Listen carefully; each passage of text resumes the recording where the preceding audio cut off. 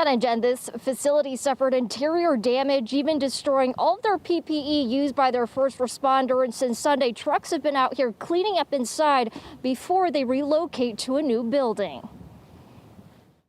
Masks, gloves, Tyvek suits, all the stuff that we've been storing up to deal with COVID, hand sanitizer, supplies.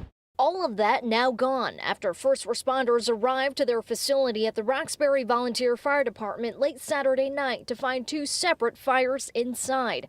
Fire Chief Todd Wheeler initially spotted an ambulance on fire, and when they went upstairs, all their PPE were destroyed.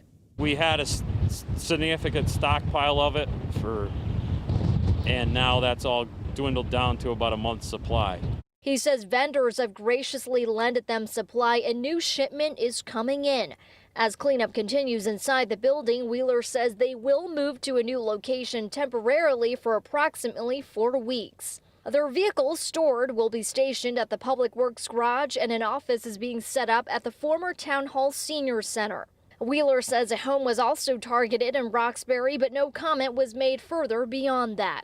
Meanwhile, in Old Saybrook, the chief operating officer of Hunter's Ambulance says White illegally went onto the property and threw the Molotov cocktail inside an unoccupied room, lighting the carpet and a linoleum pile on fire. No ambulances or equipment were damaged there, but first responders there will also have to move elsewhere for about 1 week.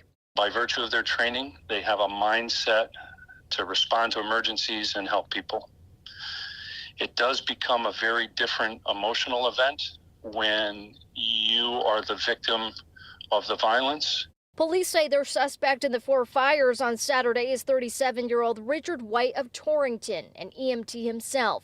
Police say White got into a fight with a Hunter's Ambulance employee earlier in the day after White was placed on administrative leave. He's suspected in the fires at ambulance companies in Roxbury, Old Saybrook, and Meriden.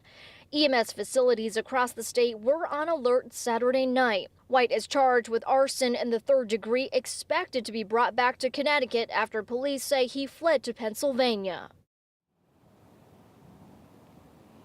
And Hunter's Ambulance says they will be meeting with the labor union this week to discuss new safety and security measures. I'm live in Roxbury, Carmen Chow, Fox 61 News.